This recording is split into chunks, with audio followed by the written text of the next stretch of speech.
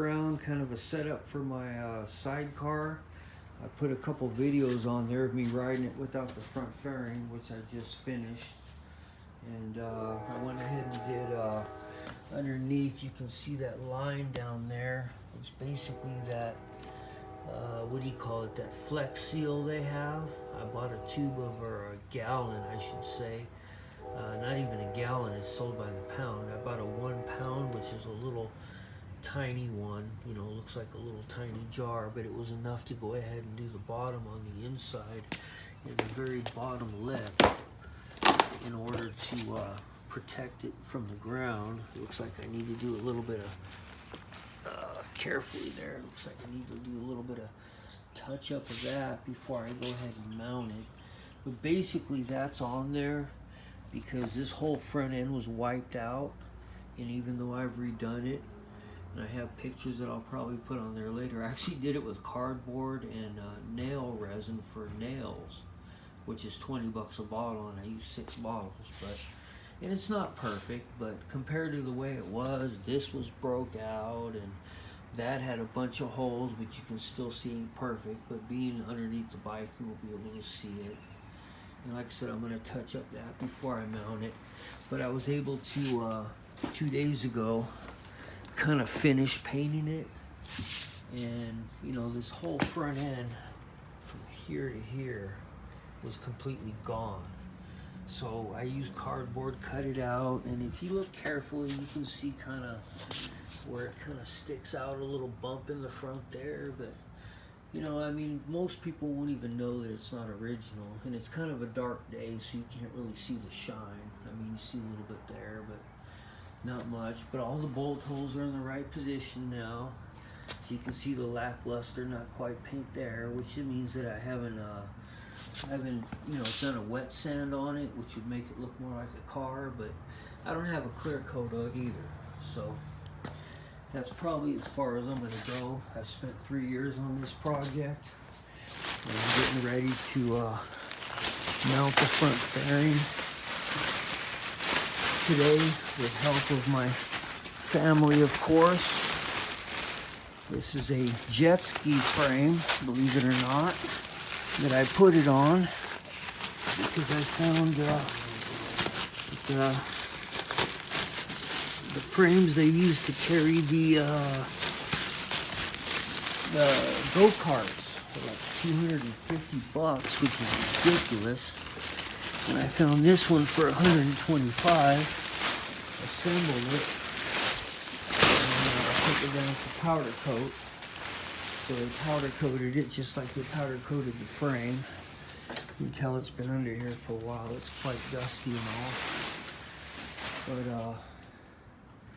I still got some details to do. But that's a jet ski frame. I highly recommend that instead of buying the go-kart one, simply because it's half the price, and for right around 100 bucks you can have it powder coated, which I had the same exact powder coat as the frame.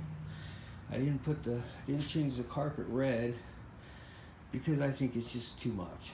But you know, just a quick little shot at it. I have to shorten up the fuel line a little bit so there's no bubble. Got a Harley bracket with a key. I had a Trophies Unlimited in Fort Smith, Arkansas. I had to make that all the way down to the date, which is let's see, trying to remember.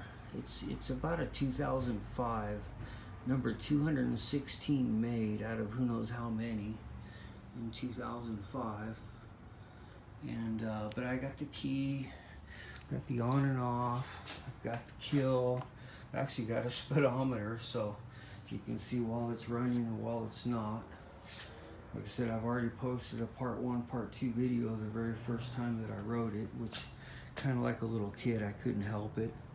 Had a little bit of trouble because I got this seat and I had to go ahead and grind all the parting lines off, and then it kind of messed up the original black from the red that I painted because I wanted it to match everything else. That's probably the best part that came off of it. In the sunlight, it'll show how nice and shiny it is. But I even painted the brakes, and I 10 hours a wheel to go ahead and polish them and get them done right. And this, of course, you can see I still got to put some cuts in there and then push out the bubbles. And that was a gold line in there, which I intended to be black, gold, and red, but the primer went on both sides, so I went ahead and ordered some 3/8 pinstriping, so I'll have to detail that up a little bit.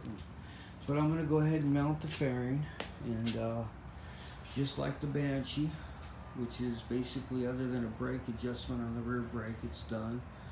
This one just needs the front end mounted and the fuel line cut and the pinstriping played with a little bit, and it's 25-1. And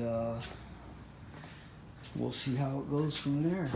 It's meant to be a showpiece for winning awards, hopefully, because EPR and Cam2 on PocketBikePlanet.com helped me considerably. Shout out to those guys.